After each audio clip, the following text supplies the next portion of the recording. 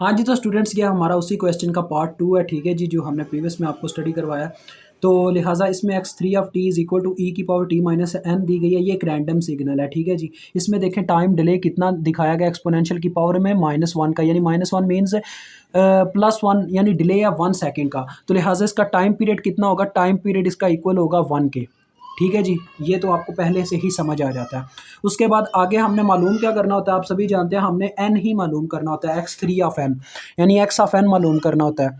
तो x3 of n इसको कह लेंगे क्योंकि x3 है। तो वो हमने बच्चों अब मालूम करना है। देखें कैसे करेंगे, सिंपल, बाहर 1 आवर टाइम पीरियड होगा, तो अंदर आपको पता है फिर लिमिट्स लगानी होती हैं। लिमिट्स इसकी बच्चों कहाँ से कहाँ तक होगी। अब यहाँ पे ज़रूरी नहीं है कि इसकी लिमिट भी बच्चों वैसे ही आपको ट्रायंगुलर फॉर्म में दिखाई दे। ये एक एक्सपोनेंशियल सिग्नल है। एक्सपोनेंशियल सिग्नल की ना हमेशा वैल्यू बच्चों यहाँ तो 0 से 1 की तरफ होती है, या 1 या 0 से इन्फिनिटी, या 1 से इन्फिनिटी। 1 से इन्फिनिटी तो नहीं बहरहाल होती, लेकिन 0 से इन्फिनिटी हो सकती है। तो लिहाजा 0 से इन्फिनिटी ही हम चूज़ करते हैं, ठीक है। 0 to 1, 0 to 1 यानी 0 टू इन्फिनिटी का कहने का मेरा ये मतलब है, हमने 0 से 1 तक इसकी वैल्यू इसलिए चूज़ की क्योंकि इसका 1 सेकंड का, यानी कि ये सेकंड हमारे पास सिग्नल है जो अपने आपको 1 सेकंड के बाद फिर से रिपीट करना स्टार्ट कर देता है। तो मैंने इसको 0 से 1 इसका टाइम पीरियड चूज़ कर लिया, ठीक है। तो आगे आपको पता है हम यहाँ पे क्या पुट करते हैं, जो हमारे पास सिग्नल होता है बगैर किसी टाइम शिफ्ट के साथ, ठीक है, जो गिवन है उसके टाइम शिफ्ट को ख़त्म कर देते हैं, और साथ में इसके मल्टीप्लाई होता है ई की पावर -j, आगे 2 पाई एन ओवर टी होता है यहाँ पे, और साथ में स्मॉल टी, ये चीज़ होती है, और साथ में डी टी। और अब आप इसमें वैल्यूज़ पुट करो तो टी की जगह 1 पुट हो जाएगा, तो 1 ओवर 1 1 नहीं होता, तो लिहाजा वो लिखने की अब ज़रूरत नहीं रही है, ऐसे ही आप डायरेक्ट लिख सकते हैं। उसके बाद बच्चों देखो यहाँ पे भी टी की जगह 1 पुट हुआ होगा, तो लिहाजा ये सिर्फ रह गया होगा हमारे पास 2 पाई एन टी। तो लिहाजा इन दोनों की पावरें सेम है, सॉरी बेसिस सेम है, तो पावरें ऐड हो जाएंगी। तो पावरें ऐड होगी तो हमारे पास क्या आ जाएगा, T minus j 2 pi N T. बटे वाला टी जो है वो ख़त्म हो गया, 1 पुट हो गया, ठीक है जी, ये चीज़ आ गई है। तो ये तो काफ़ी इजी हो गया क्वेश्चन, देखें किस तरीके से, ये तो मिनटों में सॉल्व होने वाला क्वेश्चन है। x3 of n is equal to, इसमें अब ज़रा आपने गौर करना है, हम इसमें से टाइम पहले कॉमन लेकर इसको थोड़ा इजी बनाते हैं। किस तरीके से ज़रा देखिएगा, 101 ई की पावर, मैंने टी कॉमन ले लिया, ठीक है, अंदर क्या रह गया, 1 माइनस जे 2 पाई एन। अब ये काफ़ी इजी है, आपको मैंने बताया हुआ एक्सपोनेंशियल का इंटीग्रल क्या होता है जी। एक्सपोनेंशियल एक दफ़ा एज इट एज अपने आप को कॉपी पेस्ट करता है, ठीक है जी, और फिर कहता है कि मेरी पावर में जो भी मैं जिस वेरिएबल के अकॉर्डिंग मेरी आप ले रहे हैं, क्या नाम है, डेरिवेशन या इंटीग्रेशन ले रहे हैं, उसको उठा के बटे में लिख दें।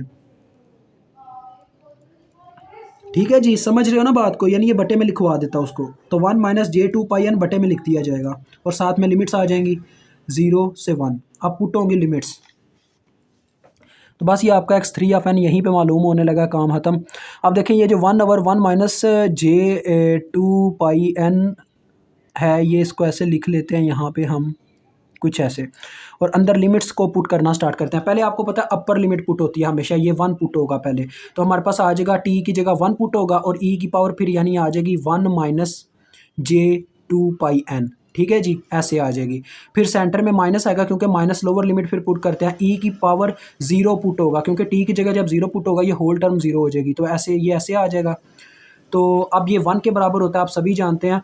तो अगर आप इसको, यानी कि ये आ रहा है ई की power 1 minus j 2 pi n minus this, अगर आप इसको सीधा करके लिखना चाहते हैं, यानी कि सीधी टर्म, तो इसमें से आप माइनस कॉमन ले सकते हैं, ठीक है, अदरवाइज़ फ़र्क नहीं पड़ता। आप चाहें तो इसको इसी फॉर्म में रहने दें, जैसे आपको बेटर लगता है उस तरह से कर लें, ठीक है, it's only depend upon you.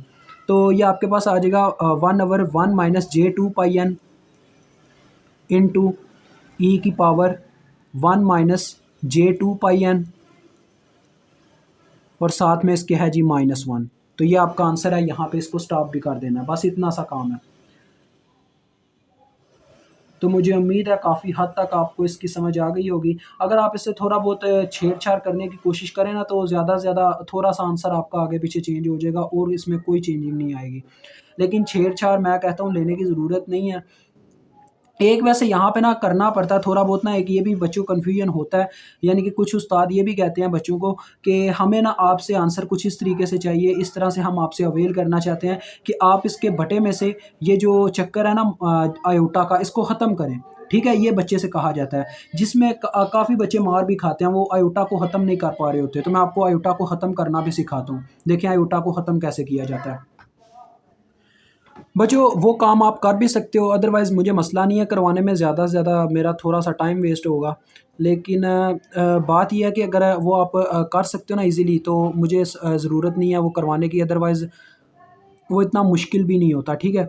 उसमें ये होगा कि ज़्यादा से ज़्यादा आपको इसको क्या करना होगा, इसके कॉन्जुगेट से मल्टीप्लाई और डिवाइड करना होगा, ठीक है जी। और नीचे आपका जे ख़त्म हो जाएगा उस मेथड से, ठीक है। ज़्यादा से ज़्यादा बस ये होना है। तो थोड़ा-सा मैं आपके सामने वो प्रेज़ेंट कर देता हूँ। देखिए होना क्या है, ई की power 1 minus j 2 pi n, ठीक है जी। यहाँ पे इस साइड को मैंने लिखा नहीं है, x3 of n j 2 pi N,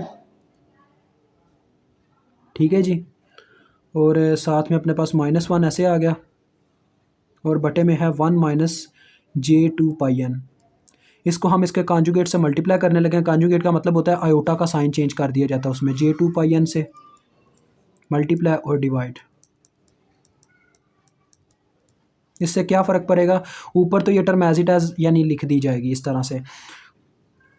अब इसके साथ मैं मल्टीप्लिकेशन नहीं करूँगा, मैं सिंपल बस साथ में ऐसे लिख दूँगा इसको, 1 प्लस जे 2 पाई एन, और साथ में आपके पास ई की power 1 minus j 2 pi N और -1, ठीक है जी। ऐसे आ गया।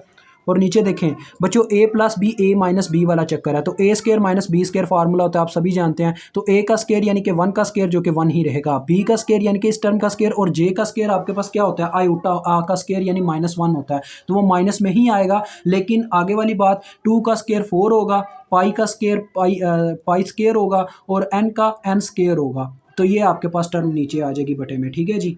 तो ये मैंने आपके सामने प्रेजेंट कर दिया, कैसे आप बटे में से आयोटा को ख़त्म करके उसे दे सकते हो आंसर, जैसे अब आपको बेटर लगे उस फॉर्म में। वैसे मैं चाहूँगा उस फॉर्म में ना दें, इस फॉर्म में यानी कि कन्वर्ट करके दें, फिर ज़्यादा एक्सेप्टेबल है।